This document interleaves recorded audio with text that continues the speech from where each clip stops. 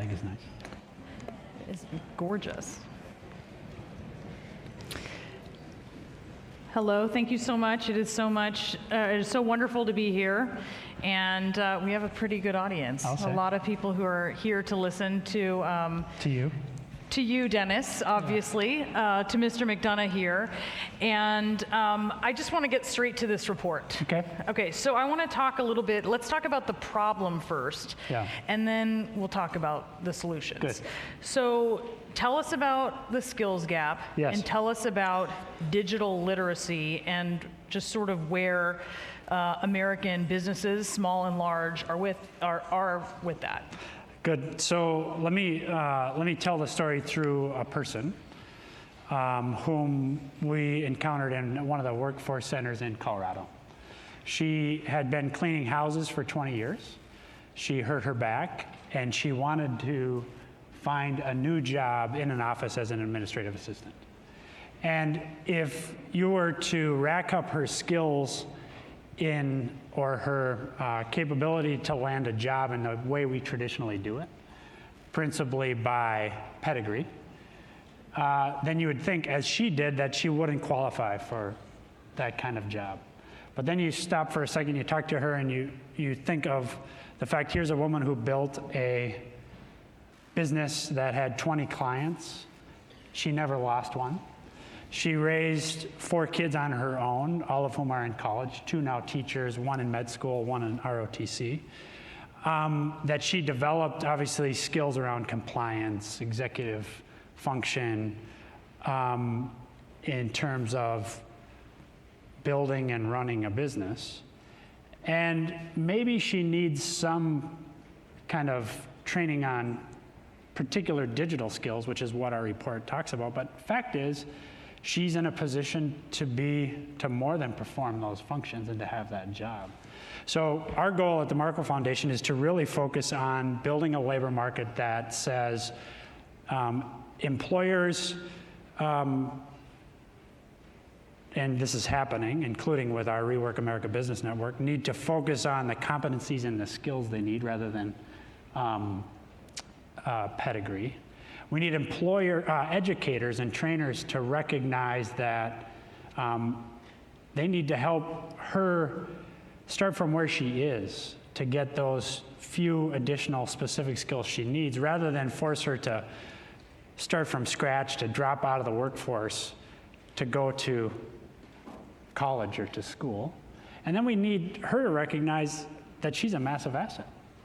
And so we're looking for work around the labor market, both in individual states, but also at the federal level, that says a labor market focused on skills and competencies actually allows people then to trade in a very transparent way what they have, rather than operate in a system of pedigree, which is fundamentally inequitable for a lot of different reasons, be it inequality or race or access.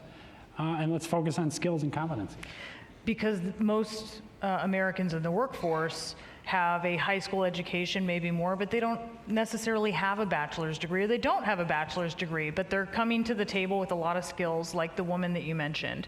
So talking about the solution here, you mentioned the employee, you mentioned the employer. Why is it so important that employers tackle this? And we'll get to how in a moment, but Yeah. what happens if they don't? Well, I think it's a real competitiveness issue, and I think the room could actually, this is where we should probably listen to the room. What we know is that employers increasingly feel pain around specific skill sets, and that means competitiveness questions. And so in the first instance, we need employers to lead on this because they're the front lines of this question of employability and hiring. But second is, right now here, and this is kind of something you witness every day, I think policymakers are currently, at least in Washington, not as much at the states, are debating about the size of the challenge rather than digging into answers to the challenge. And this is what I think Washington does when confronted with a challenge. It debates how big it is, who's responsible for it, rather than getting to work on solutions. And so what our work is designed to do at the Markle Foundation is to work by identifying practices in the field that are working, including among employers. And our Rework America Business Network has the biggest employers in the country, Walmart, Boeing, Stanley Black & Decker. And we're trying to get lessons from them and apply them then to state and federal policymaking decisions so that Washington can then get ahead of this challenge. So this report makes the point, and in more detail, that I think is really important, that every job has this digital element that is increasing in each job. You looked at 715 jobs in this report. Yep. Just explain to us, I mean, what kind of jobs were you looking at? There's quite a range, and how are they being digitized? So, we look at 715 jobs through ONET, and this is one of those terms I didn't know even when I worked in the government. So these guys all know it because this is the language the government forces on them. But we looked at these jobs, everything ranging from what you would think is traditionally maybe entry-level jobs to more advanced technological jobs like data engineers or software engineers. And interestingly, what we see from, if you look at home health aide to data scientist, everybody's reliant more and more on digital skills. But fact of the matter is, the pace of digitalization is happening more rapidly in areas like home health aide than even in areas like software engineer. So that is to say that everybody's becoming more reliant on digital skills, and and the pace of change is even greater in some of those traditionally more entry-level jobs. So that's point one. The pace of change is significant. Point two then is 80%, over 80% of what we call, or what Burning Glass calls middle skilled jobs now rely on some form of digital skills. 84% of small businesses work off at least one digital platform. So that tells you that across the economy, businesses need people who can operate on those platforms, because it then becomes an efficiency question and a competitiveness question. So it's permeating the economy. The third point and the last point, which is, I think throughout the day today, we've discussed, and I think a lot of us are worrying and thinking about, I know I used to talk with President Obama on our nightly walks about this question of, as the economy becomes more automated, and as we incorporate more artificial intelligence, what's going to happen to work? But the fact is, this isn't like necessarily just these big changes like that. This is also just every job kind of across every sector requires a degree of digital skills capability. And that's what we're urging in this report, is that CHROs, business leaders are looking across everybody in their organizations and saying, what are the skills that they need, and where are they getting them, and how are we then having data drive our understanding of how we're taking it up. So then if we go back to the example of the person you spoke about in Colorado, a company that may say, that is the type of worker that I want, that is someone who's very productive and clearly brings a lot of skills that are transferable, even if they don't necessarily have the skill set. How can employers identify an employee like that and then operationalize this kind of data and match that person to skills that they need? Well, so I think our first, what we're hearing from business leaders, including in the Rework America Business Network, is the first challenge is understanding precisely what skills you're looking for, rather than what is the pedigree that you want Not digital skills, but more broad skills generally. Yeah. And recognize then within skills, digital skills and what we call employability digital skills. So interaction with technology, problem solving with technology, understanding the ethics of technology. So being able to recognize things like copyright and security questions around technology. Those are now, as one of our members from Sam's Club said, those used to be like desirable skills. Those are now table stake skills to get to the table, right? So one of the challenges is, once you've identified those are the skills you need, is working with pilots and others in the economy to make sure that your people are up to speed on them. And again, across your organization, not just in IT, but across your organization. And then also pressing on policymakers and on educators to ensure that they're turning out people with those skills, so that our person at the Workforce Center in Colorado, who's got a massive set of skills, whose hunger alone demonstrates that this is somebody you want to hire, can go get those additional skills without having to exit the workforce, which is so often the case. We require people to push into established community college or established university system, when in fact we can do this in a much more targeted and cost-efficient way. And how with employees who might be looking for a transition, for instance, but they might not even know of certain fields that they might get into if they had some skills to build on, obviously, like this very good foundation, for instance, this employee had. How do you bring them in to understand sort of what their options are or areas are of skills that they can acquire and then apply for a job? Yeah, well, so what's interesting is there's an explosion of this HR IT, so human resources information technology. And so we've looked at this really carefully through what we call Skillful, which is a very operational platform that Markle runs in a very concrete way in Colorado and Indiana, working with the governors in each of those states, but also with employers and educators in each of those states. And we've looked at questions of whether job boards and other information technology operations are enough to get people to new training, through the training, and then from that training into new jobs. And we've done a lot of this work working with, for example, with Microsoft.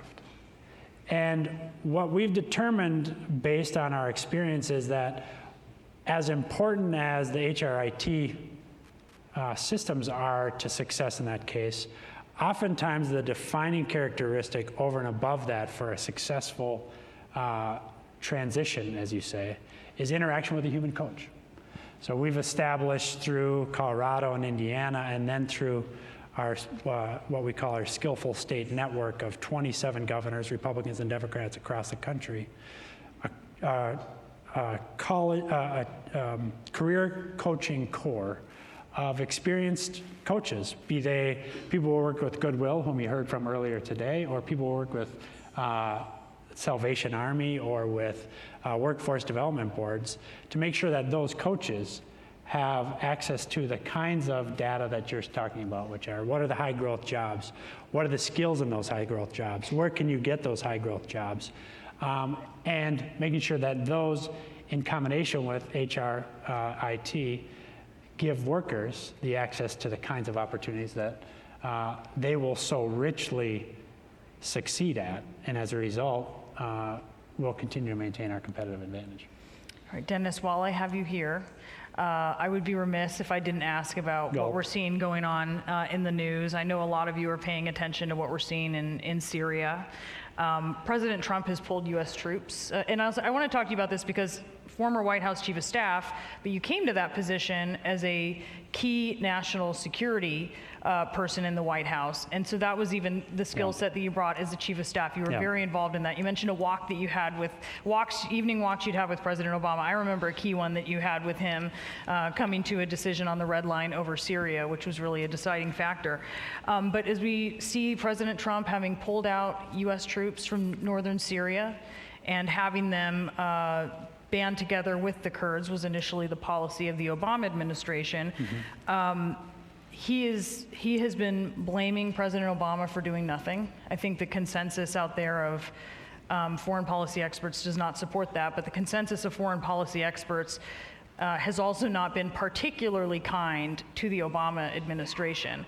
I wonder, as you look back, and obviously having the benefit of hindsight is one thing, but as you look back and that decision to, I'm not going to talk specifically about the red line, but more broadly Right. to trust Russia to a degree in that. Is there anything you look back on and wish had been done differently? Yeah, well, so,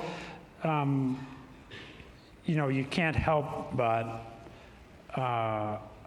take a hard look at the decisions you've made in positions like the ones we served in over time. And Syria and all the enormous suffering that we've witnessed in Syria has surely been an issue that has occupied my time as I've looked back at our time in, just across the street here.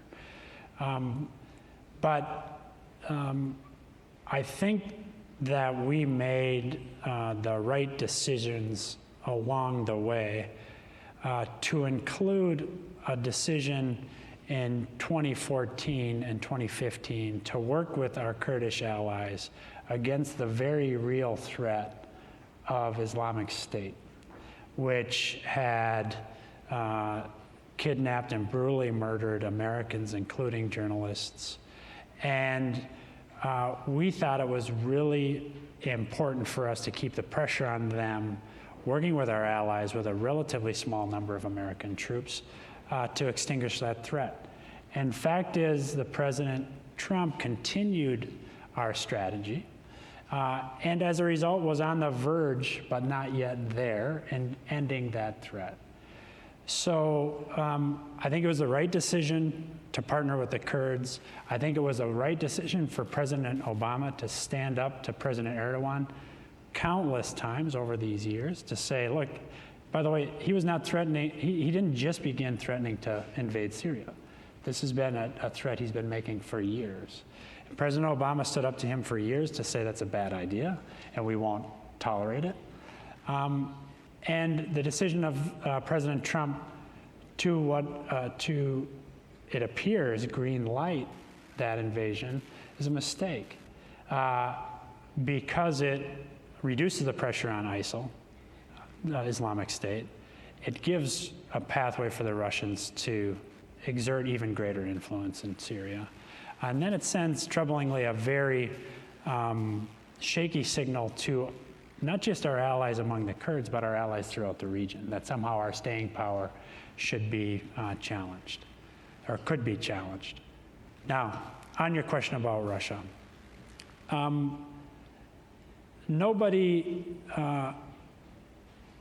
that I've ever worked with or that's ever sat in that building, as near as I can tell until now, trusts the Russians. And the question that we faced in 2013 was whether starting another Middle East war with the insertion of many more troops than what we're talking about now in Syria was a good idea. And I think the president came to the conclusion, the right conclusion, that it wasn't.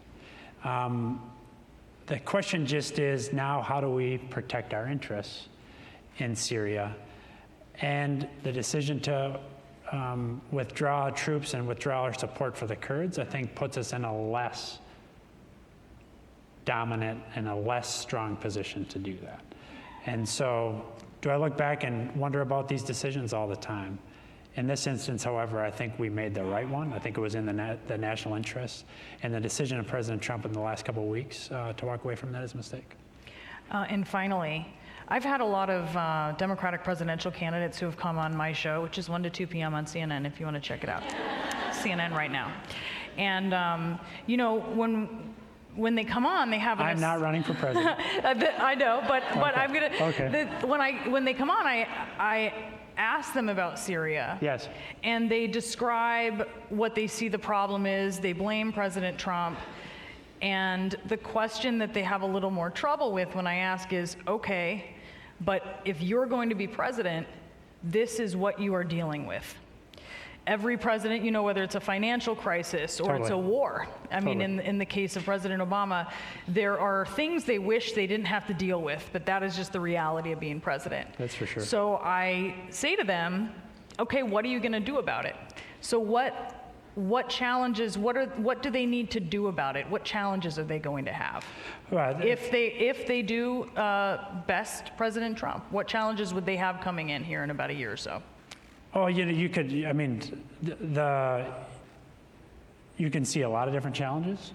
One I'll just put on the table, which is that when you're sworn in January, it's right at the start of the seasonal increase in migration from Central America to the United States. So it's very plausible to think that we could be confronted, a new president could be confronted with an immigration challenge. But on this question of Syria, I think the question, the opportunity that we had with the Kurds, which is why President Obama chose that option, was the leverage that a relatively small amount of United States troops in the region partnered with the Kurds allowed us to do three things. One, keep pressure on ISIL. Two, serve as a buffer between the Turks and Syria, the Turks having threatened literally since 2014 in phone calls with President Obama to invade Syria, and he saying at every moment, we won't countenance that, do not do that, and we held them off, right? So it served as leverage against the Turks.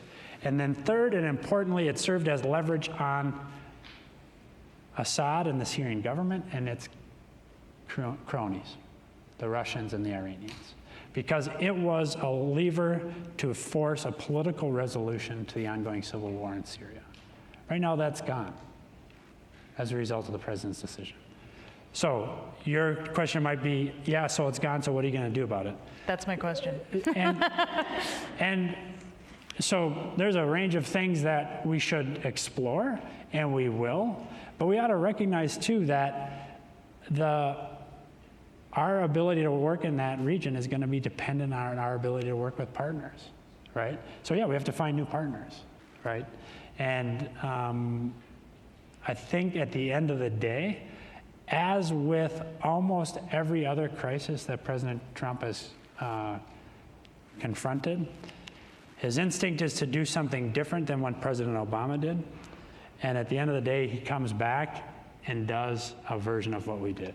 And I, for one, was quite